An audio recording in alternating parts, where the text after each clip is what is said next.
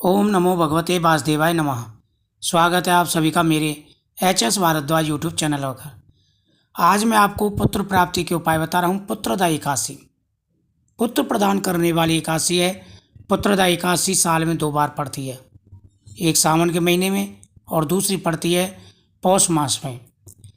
पुत्रदा एकादशी का इतना प्रभाव है कि अगर इस दिन पति पत्नी मिलकर के व्रत रखते हैं पुत्रदा एकादशी का और भगवान के सामने रखा हुआ प्रसाद खाते हैं, संकल्प के द्वारा व्रत रखते हैं, उनकी मनोकामना पूरी हो जाती है। सब प्रथम सुबह स्नान करते समय जल में गंगा जल डाल करके स्नान करना है। उसके बाद में लड्डू गोपाल जी को स्नान कराएं। लड्डू गोपाल जी को स्नान कराते समय कृष्णाय वासुदेवा हरि परमात्मा ने प्रणतः कलिशनाशाय गोविंदाय नमो नमः, इस प्रकार से भगवान का ध्यान करना है। भगवान को स्नान कराएं। स्नान का जल है वो संभाल करके रखें पीने के लिए। भगवान के सामने दीपक जलाएं, भगवान को चंदन का टीका लगाएं, तुलसी के पत्ते भगवान को समर्पित करें। भगवान के सामने केले का फल जरूर चढ़ाएं, क्योंकि भगवान विष्णु को केले का फल बेहद ही प्रिय है। भगवान के सामने पुत्रदा एकादशी का आप संकल्प करें व्रत का।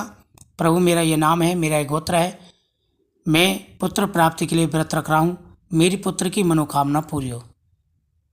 ऐसा कहकर के पुत्रदा एकादशी की कथा का श्रवण करें और भगवान के सामने ओम नमो भगवते वासुदेवाय नमः, देवकी सुत गोविंदम वासुदेवम जगतपते देहि में तनम कृष्णम त्वामहं शरणं गतः आदि मंत्रों का जाप करते हुए आप भगवान से प्रार्थना करें।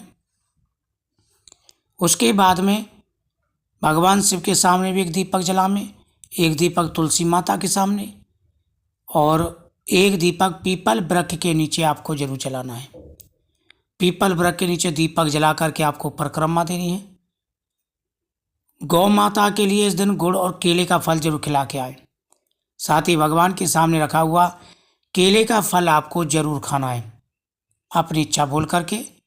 साथ में आंवला रख सकते हैं, पंचमेवा भी रख सकते हैं, लेकिन ये चीज़ आपको जरूर रखनी है। प्रसाद का बड़ा महत्व होता है, भगवान का प्रसाद जरूर खाना चाहिए।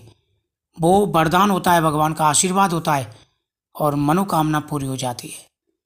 जिनके पुत्र है वो पुत्र की लंबी आयु के लिए व्रत रखें और जिनके नहीं है वो संतान प्राप्ति के लिए व्रत रखें। पुत्रदा एकादशी पुत्र प्रदान करने वाली एकादशी। राजा सुकेतुमान की कोई संतान नहीं थी, तो ऋषियों के कहने पर उन्होंने ये व्रत रखा था और उनको पुत्र की प्राप्ति हुई थी। स्वयं भगवान श्री कृष्ण ने धर्मराज युधिष्ठिर को बताया था। तो आप ये व्रत जरूर रखें, आपकी प्रत्येक मनोकामना पूरी होगी।